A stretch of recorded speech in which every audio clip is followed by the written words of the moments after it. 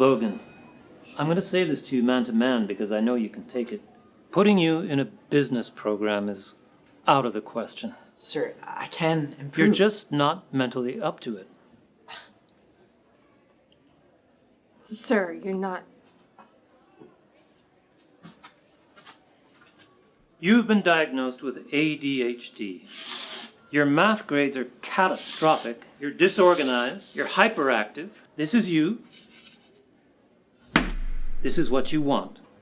But you will not get there because you can't focus. But I can get there. I can. I'm willing to put in the work, sir. He already is. His grades are going up. It's too little, too late. Just sign up this form so that we can put you in a special needs class. Special needs? Is that really necessary? Will he not be able to graduate? It's what's best for you, Logan. Remember, your limitations drastically reduce our options here. Mom. It's what's best for you.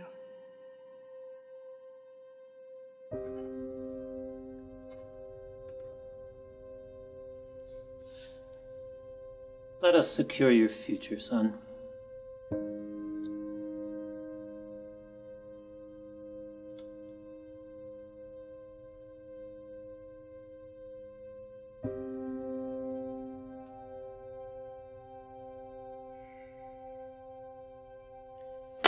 What are you doing?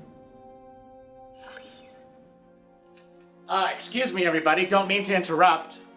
Sir? I'm speaking to the classroom tomorrow, and I was told to drop my instruments here. Your music instruments? Yes. Sure, just do it quick. Okay, boys, bring them in. Young man, could you give them a hand? What happened to you? It was a kind of pill that was never meant to be given to pregnant women. Thalidomide? What's thalidomide? It was a sedative, and it was supposed to be so safe, they thought that anybody could take it. Pregnant women were prescribed thalidomide in the late 50s and 60s as a treatment for morning sickness or insomnia. Distillers paid £33 million in compensation to nearly 460 children. Some were blind, deaf or brain damaged. My birth family were consulted to sign papers and just give me up. Remember, in 1960, babies born with severe handicaps, they had no life. But enter my life, the changers. Hilda and Jack Law.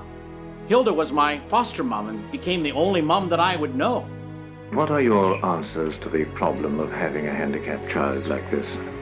They should be treated as normal as other children, and if they're in a place like this with all disabled themselves, they'll notice their disability more than what they would if they was amongst normal children. She saw something that nobody else could see, and that was indeed positive potential. I had to make my bed every morning before school. I had to pick up my toys every night before bed. I had to vacuum the carpet 3 times a week because Mother expected neatness, wondering every single day, do you really love me? Then one day, I found a piano. I'm looking at my feet, I'm watching the piano, and I'm thinking, I'm gonna suck at this too. But Mom heard me play.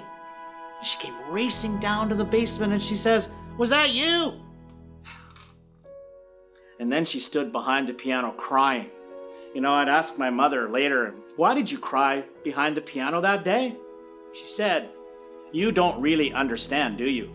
How hard it was to be with you every day, to see the looks, to see the stares, to hear the insults. But more than anything, the hardest part, Alvin, was to push you beyond belief. It was within every illogical thought in my brain to do that to you, to not force you, to not challenge you. People thought I was cruel to you. Do you have any idea what that felt like?" That's why I cried. You play the piano? Well, maybe if you could do that, then I could too. Listen, your situation is very, very different. We're not playing musical instruments here. If you don't sign that form, I'm going to have to recommend that you be expelled from the school. We cannot have you lower our performance scores just because you're in the wrong program. Logan. I can't afford any other school. Exactly. I understand. That's the reality of the situation.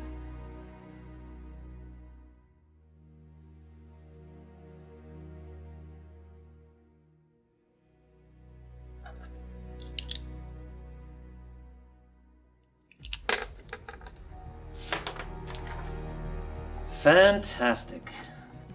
Do not be too hard on yourself, Logan. You never could have done it. I mean, even you, Mr. Alvin, could never have played the drums. There's no shame in that. It's just better to see it now so you don't waste a lot of energy for years to come.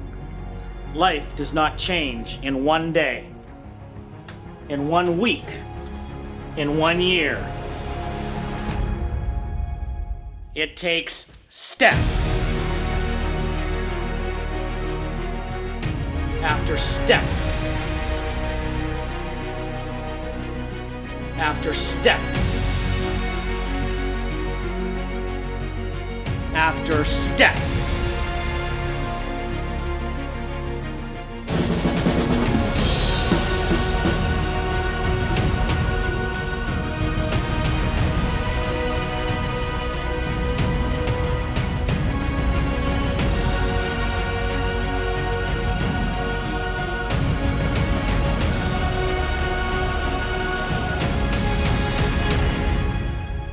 The most important thing I learned in my professional life is that you earn joy. It's not a human right. You attain success.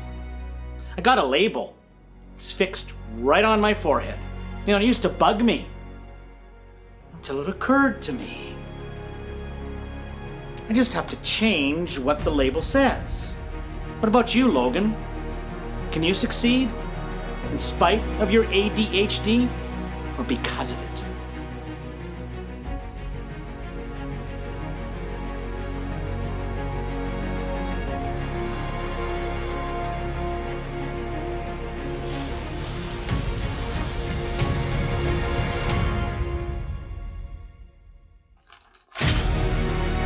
What do you think you're doing? I'm changing the label. I'm not in that box, Mr. Adams. That's your box. They're your limitations, and they're my superpowers.